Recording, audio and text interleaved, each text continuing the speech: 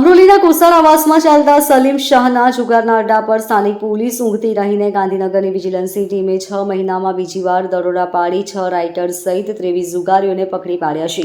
પકડાયેલા જુગારીઓ પાસેથી 47,360ની રોકડ, 18 મોબાઈલના 78,000, 7 વાહનોના 2,45,000 સહિત 3,73,000નો મુદ્દામાલ કબજે કર્યો છે. જુગારના અડ્ડા ચલાવતો કોસાડ આવાસ સૂત્રધાર સલીમ કરીશા ભાગી જતા તેને વોન્ટેડ જાહેર કર્યો છે.